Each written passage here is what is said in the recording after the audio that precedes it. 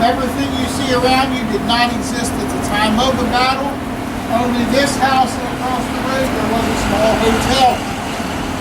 This was pretty much an open field, an open area. Jenny was born about 4 blocks north of here. That house is still standing on Baltimore Street. It does have a plaque on it. It's now a winery. When she was 11 years old, the family moved to another house on Breckenridge Street. That's about 3 blocks up from here. That's where the family had their own little business. They were in the tailoring works. They made and repaired clothes. They sewed quilts, made quilts, and repaired them. And anything to do with fabrics is what they were doing. Now if you go on the other side of this house, that's where the small farms were, a lot of them. Two very prominent features of the battlefield is Big Round Top and Little Round Top. 10 miles south of here is the Mason-Dixon line, which is the boundary between Pennsylvania and Maryland, what most people consider to be the dividing line between North and South. So I'm going to start here at the end. Where are you from? Jersey. Jersey? North. What? Kansas. See the prisoner of the Confederates down in Winchester, Virginia. Georgia is expecting their first child any time. Mrs. Wade is here to help take care of her and to take care of the baby once it comes. Now the house is a duplex. 2 families lived in this house. We are on the northern side of the house. Beyond this wall is the southern part. 8 rooms in all, kitchen and parlor on each side, bedrooms on each side. We will be going through all 8 rooms and then down into the cellars part of this tour. So to begin, I invite you into the parlor.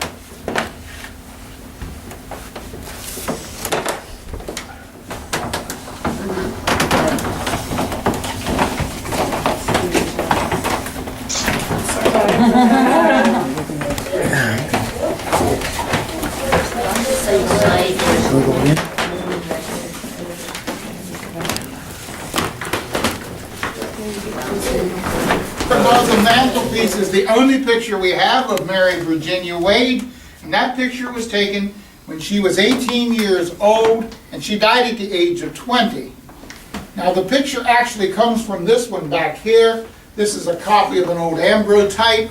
Jenny is on the right, Georgia is on the left, and the woman in the center was Mary Comfort. She and her family lived further up Baltimore Street and was very good friends of the Wades. Now the furnishings you are going to see throughout the house are of the 1800s. 2 pieces of furniture belong to the families who lived here at the time, and I will point those out to you as we go. Now having the bed down here in the parlor is a little unusual. However, for Georgia's comfort and convenience, she had requested the bed be brought down here early that summer of 1863. It would have been a little cooler down here for her also. And in a little while we will be heading up the steps to the upstairs, and again you will appreciate why Georgia did not want to go up and down those steps many times during that very hot as much as possible. Probably worked well, because for the next 2 to 3 hours they did ride around throughout the town taking supplies and things from the people. Now later that night, through the night, that group did ride on back out of the town. They were under very strict orders of General Lee to not harass the citizens of Gettysburg, and if they did take anything, they were to pay the people for what they took. Of course, they're paying with Confederate money, which was of no great value to the citizens here in Gettysburg. 5 days later, July the 1st, the battle began up on Seminary Ridge to the north and west of the town, and there the 2 armies clashed. Fighting is going back and forth all day. Bullets are flying through the air. Artillery shells are flying across the rooftops of Gettysburg. Jenny is in the family home up there on Breckenridge Street. She's getting a little anxious, a little nervous, and fearful of the hearing of the battle. In the meantime, Mrs. Wade had sent a note to her to come to this house, be with the family, get away from the fighting and all the noise of the battle. She locks the door of the house, she drops the key into her apron pocket, and she starts up the street. A little boy is following her, which is her 8-year-old brother Harry. And she is also carrying a little boy, which is 6-year-old Isaac Brinkerhoff. Isaac was a crippled child, and the Wade family, especially Jenny, took care of this little boy to help out whose mother who worked in another town close by, Gettysburg. Jenny and the boys get up here, and right away she wants to know what she can do for the family. What do they need? Well, cooking and baking is what they want her to do. So she's now out there in the kitchen most of that first day. She's cooking meals for the family. She's baking bread and she's baking biscuits. Late that afternoon, there was a commotion out here on the street. As the family looks out the window, they see Union soldiers, the boys in blue, just running up that street just as hard and fast as they can go. Bullets are flying because the Confederates are chasing them. And the Union soldiers continue to go to the top of the hill, which is Cemetery Ridge, and the Confederate soldiers now occupy the town of Gettysburg, placing troops in the houses, telling the families who lived in those houses, if you want to survive, go to the cellar. And that's what most of them did. Around this house lays many wounded Union soldiers. They're using the house as protection. And some more and more Union soldiers are gathering around this house. They're digging trenches in the yard, in the garden, and here along the side of the house there is a whole long trench dug in order for them to be shooting back up at the Confederates. Realizing this house is sitting in between the two armies. Not a really safe place to be. Towards evening, there was a tapping on the door. Soldiers want to know, do you have water? Do you have a well at this house? So Jenny carries buckets and pitchers of water through the house, hands it out to the soldiers so that they can refill their canteens. As that door opens and closes, they're getting the smell of food, especially the smell of the bread that she's been baking, and want to know if she would share some of that bread, which she does, handing out most of the bread she had made that day, what the family had not eaten. The next morning, Jenny's up fairly early again. She fixes breakfast for the family, and then she begins to bake bread, more and more bread, because more and more soldiers have gathered around this house. Some of them hearing about the women in the house who was baking and handing it out to the soldiers. So she and her mother are rather busy.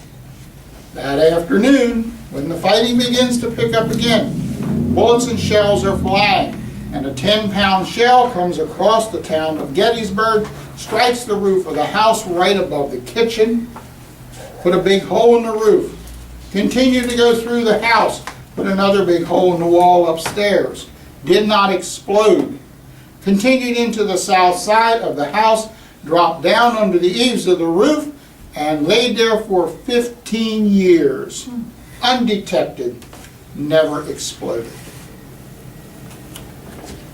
It is now the 3rd day of July, the fateful day for Jenny. She got up that morning about 4 o'clock. It's dark and it's safe. She goes outside to get wood and water with the help of her brother Harry. They bring in as much water and wood as they can before it starts getting daylight. By 7 o'clock, it is just a whole barrage of bullets is striking this house, going over and around the house, up towards the Union soldiers and around these Union soldiers that are here. Almost every piece of glass in these windows downstairs was shattered, blown away. Shattered glass lays all over the floor. Pieces of glass land on the bed. Georgia and the baby are in the bed. The two little boys, Isaac and Harry, are hiding underneath of the bed. Stray bullets continue. Bullet comes through the window and strikes the bedpost. And little girl sings, would you point to that for me, please? So these people can see that. I do appreciate you. So you can get a chance to see that, and if you want to take pictures as we're going back out to the kitchen later, please do so. The bullet fell to the pillow, very close to Georgia and the baby. It rolled to the floor. Mrs. Wade picks up the warm bullet, and she laid it up on the mantelpiece. Now Georgia is frantic. Jenny does that morning what she does most every morning before she really begins her day. She opens up her Bible, she sits down, and she begins to read out loud. She's reading something about soldiers, battles, war. Georgia is getting more and more angry, looks at her mother and says, "Mother, would you please make Jenny stop reading?" Mrs. Wade looks at Jenny. Jenny sort of glares back at the two of them, and she replies, "Well, If anyone is to die in this house today, I hope it is me, because Georgie has that little baby. That's pretty much her last words that she spoke. We step back out into the wood to the fire. She's getting it going hotter and hotter. Jenny kneels down at the bread tray, and this is the actual bread tray she was at. This belonged to Mrs. Wade. She has pulled this door around behind her. She's trying to protect herself even more. And it's now about 8:30. She is kneeling there. She is working the flour, the yeast, the baking soda. And the bullet comes crashing through that door, continued through this door, struck her in the back, beneath her left shoulder blade, pierced her heart, and killed her instantly. The bullet lodged in her corset. She falls. Mrs. Wade hears the splintering wood, turns around, sees her daughter. Very calmly walks into the parlor, most likely in shock, and says, "Georgia, your sister is dead." And Georgia screamed, just screamed with all her might. Soldiers came through the doors here, in the kitchen, in the parlor. Soldiers came down from upstairs, gather here in this kitchen, and says to the family, "We are taking you down into the cellar. You are no longer safe here." So they carried Georgia, the baby, Isaac. Harry is following them. And up the steps they go to the other side of the house and down into the cellar. Mrs. Wade will not leave her daughter until some of the soldiers return and carry Jenny, the same rat, into the cellar. Are there any questions? Bedroom.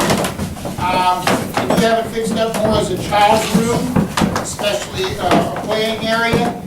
It is very possible when Jenny came up here with the boys that first morning, she did bring them on up there to play rather than being downstairs in the kitchen where she's trying to do the cooking and the baking, and they are not disturbing the baking either.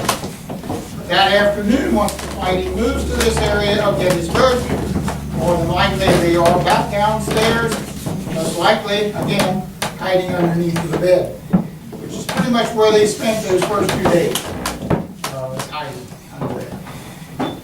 Now, as you step into that room, if you look to your left, you see that big hole in the wall, and that is where the 10-pound shell went through. Now, do not make it that large or that neat. It did put a pretty good sized hole in the wall. Loosened up the bricks enough. The soldiers couldn't knock them down enough to get the family through there. If you had toured this house between 10 and 20 years ago, and you walked through there, you wouldn't have walked through there. You actually would have had to get down and kind of crawl through there. It has been, of course, widened and made a little safer for the fact that we do have much bigger doors going through now. Now, if you look over there on the wall, towards the left side, that is a picture of Mrs. Wade, Mary Ann Philby Wade, the mother of the family, along with the 2 daughters. There were 4 sons, and the picture on the bureau is the oldest son in the family, which is Jack Wade. Jack was also in the Union Army. He was in an artillery unit, did survive the war. We're not here at the time, they were elsewhere in the country. He did later move out west, and that's his family's picture there that you see on the bureau. And we have had descendants of Jack. This is the house. But the house was the McLean family. Mr. McLean was a stonemason here in Gettysburg. Did a lot of work.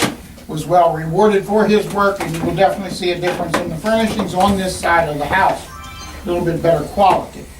Mr. McLean also was an officer in the Union Army. He was killed about 3 months before the Battle of Gettysburg, killed down in Virginia. Mrs. McLean would not stay in the house. She took the 4 children and went back up to Harrisburg where she had family. And for about 3 years, no one lived in the house at all. In 1867, the house was sold to a Union veteran, Jacob Kitzmiller, and the Kitzmiller family moved into this side of the house and used the upstairs as storage. But as far as we know, no one ever used the 2 rooms downstairs after Jenny's death until the Kitzmillers actually started the tours and invited people into the first floor down there to hear the story of Jenny. That began in 1901. Darker outside, sun going under. Do you see these ropes here? Well, before you went into bed at night, somebody had to tighten these ropes for you, or otherwise you'd sink way down into this bed. There's no springs under this bed, you realize that. So anyhow, if you notice, these ropes can all move, and somewhere up here at the head of the bed would be a crank that somebody would tighten that up and knot the ropes there. Now, that's a good night's sleep tight. Don't let the bed bugs bite. I'm gonna step here close. And you hear this? You know what's that straw? That's what's in that mattress? Hay or straw? Yeah. Which might have some critters in it, right? Well, this isn't just decoration here. That's the way you got rid of them. Knock them down. Beat the bed and beat it down and knock those critters down in there. They're that big. Stink bugs now, not encouraging. Yeah. Stink bugs now. And that's the way you get rid of them. Of course, then you could take this around and mash them or step on them or something like that. So that's the don't let the bed bugs bite. That's where that comes from. But now, for the rest of them, there is a white object underneath of this bed. Anybody know what that is, the kids? I know what some of them is. Yep. What is it? Bedpan. Uh-huh. Now, you have been through the kitchen, the living room, bedrooms. There's a room that we haven't been in yet because it's not in this house. Anybody know what that room is? The outhouse. There is no bathroom in the house. Now, do you know what that white thing is for down underneath of that bed?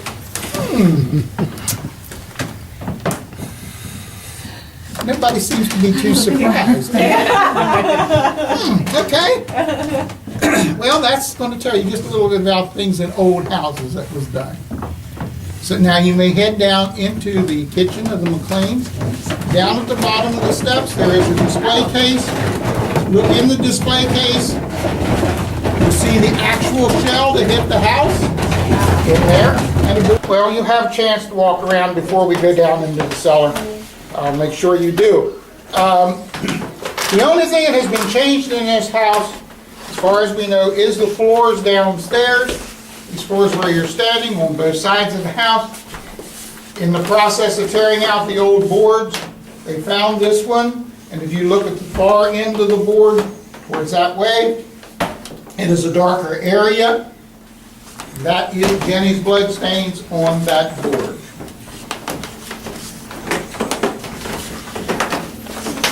So don't hesitate, like I say, to look at it. Right here, how this start? You almost have to be to the front of it to see it really good.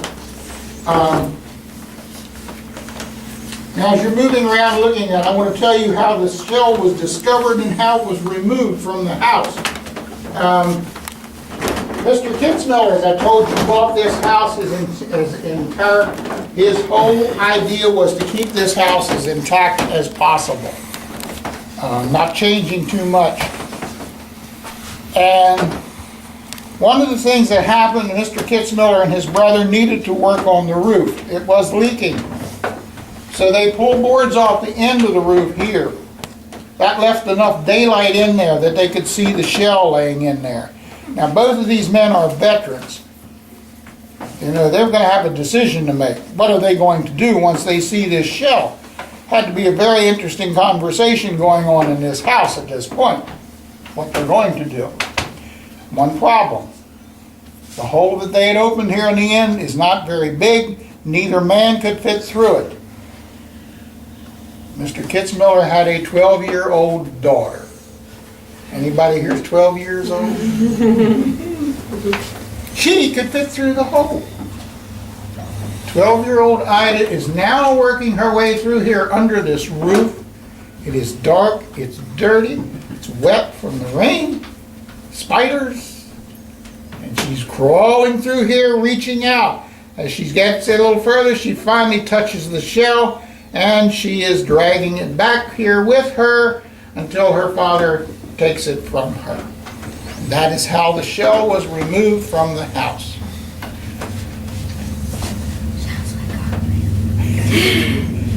I've had the question, who was pushing her? I doubt anybody was pushing her. And then, where was the mother that day?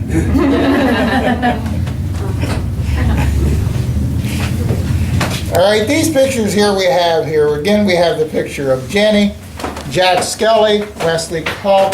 If you've seen some of the shows on TV, they tell you a little bit more about Jack Skelly and Wesley. Jack, of course, according to TV stories, was her fiance, that they were engaged, and that hadn't gotten quite that far yet at that point. They did grow up together, knew each other through life. Once he is in the service, he is writing to her, she's writing to him. Most of the time, Jack is writing letters to his mother, and he always mentions always mentions Jenny's name in his letters to his mother. More about the connection between these three you will hear in an audio downstairs in the cellar when we go down there. The picture of the baby that was born is the silver oval frame. That is Lewis Kenneth. We call him the youngest veteran of the Battle of Gettysburg. He was 5 days old when it started. And he did grow up, and that's the gold frame there, the gold oval frame. He did grow up. Spent most of his adult life out in Montana when it was part of the wild frontier. So now you may step into that is the other piece of furniture in the house that was here at the time of the battle. Now you see a display case here that we're supposed to be putting more artifacts in. I hope they soon get it working, get it ready for us. A little bit more about the family, the Wades. I told you about Jack Wade upstairs, the oldest boy in the family. There was the second oldest son in the family was Jimmy Wade. Jimmy was in the militia that was raised here in Gettysburg to guard the border, the Mason-Dixon line, the boundary between Maryland and Pennsylvania, north and south. And that's what they did almost the whole time during the war.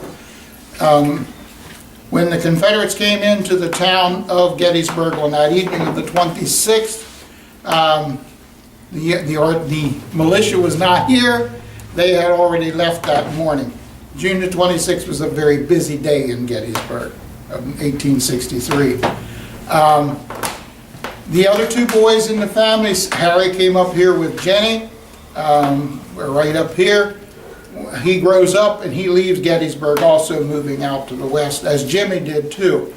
There was one more son in the family, which was 12-year-old Sam. Sam was working for a local butcherer. He is learning the trade, and that is where he was living when the fighting was going on, and most of the time with that family. Also on the evening of the 26th of June, when the Confederate soldiers was riding around, one of the first things they were taking from the people was horses. Horses was a very important commodity for the two armies. And Sam is told by his employer to take the best horse that they have, go out Baltimore Pike, take the horse as far as you can go and hide it. He did not get very far before the Confederate soldiers caught him, took the horse, took him back to the center of the town where they were holding a lot of the younger boys, or the boys in the town, teenage boys, simply because they thought they might be soldiers. So men in the town was also held there as prisoners. Jenny see her brother is taken. She follows along. She goes to the soldiers and wants them to know this is her 12-year-old brother, not a soldier, and they just ignore her and laugh. She comes up here and gets her mother, and that changed things considerably. Mrs. Wade now goes to the center of the town. She doesn't bother to talk to the soldiers, she goes right to General Early. Makes it very clear to him that this is her 12-year-old son and he is not a soldier, and he is released, and they're coming back up Baltimore Street. He goes into the house where he is living, and Mrs. Wade comes back up here to be with Georgia and the baby. You did not cross paths with Mrs. Wade. You just didn't do that. Very strong, very feisty lady. Her husband had deserted her. She ran the business. She raised the family. That tells you a little bit more about her. We are ready to get down Wrapped into the Jenny's cellar. body In an old quilt, possibly the quilt that was on the bed where Georgia had been laying. Of course, she's down here now, brought down here by the soldiers, so the quilt's handy, and wraps Jenny. She is carried down here, placed on a bench where the canned goods, the various jars and things are placed, and Mrs. Wade then did come down and join the family. On the evening of the 4th of July, the battle is over.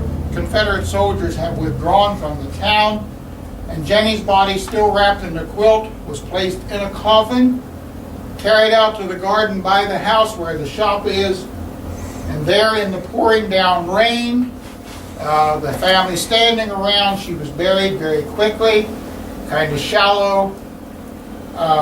Family wanted to get back into the house because of the heavy rain, so the soldiers stayed out there and finished covering her. The flour was still on her dress, flour was still on her hands, the dough was still under her fingernails when she was buried. About 4 months after that, she was moved to the church cemetery uptown Gettysburg, the German Reformed Church. She was given a proper burial and a service. About 2 years after that, the church is moving a lot of the graves.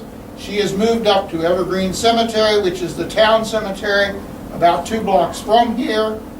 And this is a picture of her monument and burial site up there on Evergreen Cemetery. As you can see here, the American flag flies by her grave and flies 24/7 by a presidential order, President William Howard Taft. Georgia is responsible for this monument being placed up there, and the statue. Georgia continued to help with the Civil War, the hospitals that's here in the town, pretty much through the war. Mrs. Wade took care of the baby. She also went to Washington. Georgia went to Washington to also help down there in some of the soldiers' hospitals. Once the war is over, she and her husband Lewis, who did survive, moves out to Denison, Iowa. And there, with the help of the widows and wives of veterans, they raised the money in order to put this monument up there. They helped Georgia to put that up there. Georgia and Lewis had 4 more children, 2 girls and 2 boys. We do have descendants of Georgia and Lewis coming here every now and then. It is a pretty large family that remains in the country. Georgia lived to the age of 87. As far as we know, she only ever came back to Gettysburg 2 times. She came in 1911 for the dedication of the monument and the flag. And at that time, she put the bread tray into the museum. It had been left to her by Mrs. Wade in the will. She came back in 1913 for the 50th anniversary of the battle. There's a lot of reporters here in the town, newspapers, magazines. She was very extensively interviewed. Soldiers who was around this house that returned and was in the area also were interviewed. A lot of those stories got compiled in a book, from 1917. That's where most of our stories come from that you have heard today. So we do have what you're hearing is facts of what had happened here. Of course, that's according to Georgia, but we think she knew what she was talking about and the experiences she had here. Mrs. Wade did stay here in Gettysburg, trying to keep the tailoring shop working. By about 1880, she had fell on hard times. With encouragement of some of her neighbors, she was advised to go to Washington, to go to Congress, and testify to get a pension for her daughter that had been killed here in Gettysburg. And she did indeed get a pension of $8 a month for the rest of her life. Now that was probably good money then. Only problem is, as we know of today, it took 2 years before she started to get any money. So things haven't changed too much. So that's a little bit more about what happened. I will start this recording for you now.